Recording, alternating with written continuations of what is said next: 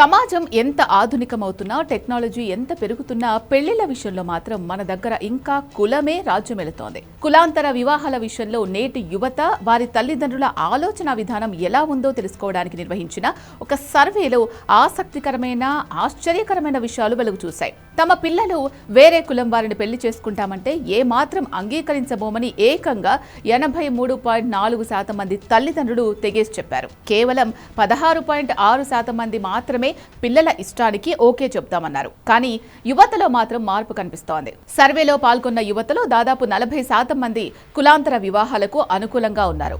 ఈ సర్వేలో బయటపడిన షాకింగ్ విషయం, మనుషుల్లో కులపిచ్చి ఆర్థిక స్థాయితో ముడిపడి ఉండడం. రిచ్ ఫ్యామిలీస్ కులం గురించి పెద్దగా పట్టించుకోవడం లేదు. కులం కంటే హోదా, డబ్బు, వ్యాపార విస్తరణ, విదేశీ చదువుల విషయంలో ఆలోచిస్తున్నారు.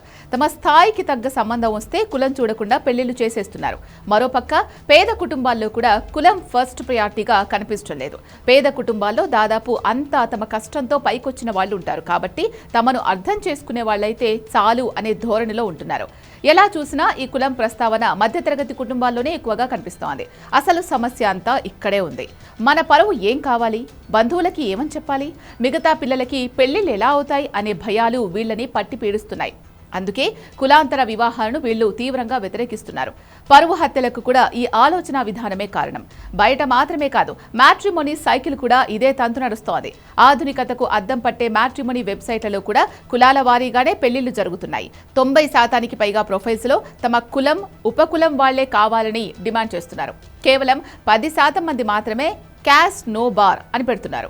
అమ్మాయిల సంఖ్య తగ్గిపోతూ ఉండడం వల్ల వేరే దారి లేక కొంతమంది అబ్బాయిల తల్లిదండ్రులు కులం విషయంలో రాజీ పడుతున్నారు. ఈ ధోరణి సిటీలో ఎక్కువగా కనిపిస్తోంది. హైదరాబాద్, వైజాగ్, విజయవాడ లాంటి పెద్ద నగరాల్లో ఐటీ కంపెనీలు, ఇంజనీరింగ్ కాలేజీలు ఉన్న చోట కులాంతర వివాహాలు ఎక్కువగా జరుగుతున్నాయి. కానీ చిన్న పట్టణాలు, గ్రామాలు, ఏజెన్సీ ప్రాంతాల్లో మాత్రం కుల పట్టింపులు ఇంకా బలంగానే ఉన్నాయి. కులాంతర వివాహాలకు చట్టం నుంచి రక్షణ లేదా అంటే ఉంది, కానీ అక్కడే ఒక లొసుగు కూడా ఉంది. కులాంతర, మతాంతర వివాహాలు చేసుకునేవారు స్పెషల్ మ్యారేజ్ యాక్ట్ కింద రిజిస్టర్ చేసుకుంటారు. అయితే చట్టం ప్రకారం పెళ్లికి 30 రోజుల ముందు నోటీస్ ఇవ్వాలి. సబ్ రిజిస్ట్రార్ ఆఫీస్ బోర్డు మీద దీన్ని పెడతారు. కొందరు అధికారులు ఈ సమాచారాన్ని నేరుగా కుటుంబ సభ్యులకు చేరవేస్తున్నారు.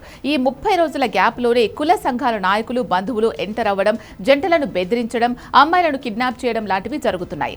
రాజ్యాంగంలోని ఆర్టికల్ 21 ప్రకారం మేజర్లైన యువతి యువకులకు తమకు నచ్చిన భాగస్వామిని ఎంచుకునే పూర్తి హక్కు ఉందని సుప్రీంకోర్టు స్పష్టం చేసింది. ప్రేమికుల ప్రాణాలకు ముప్పు తెస్తున్న ఈ 30 రోజుల బహిరంగ నోటీస్ విధానాన్ని గోప్యంగా ఉంచాలని, ఆన్లైన్ ప్రాసెస్ చేయాలని న్యాయ నిపుణులు సూచిస్తున్నారు. మొత్తంగా చూస్తే చదువు, ఉద్యోగాల కోసం నగరాలకు వస్తున్న యువత కులాలకు అతీతంగా ఆలోచిస్తుంటే తల్లిదండ్రులు మాత్రం ఇంకా పరువు, సమాజం అనే చట్రంలోనే ఇరుక్కుపోయి ఉన్నారు.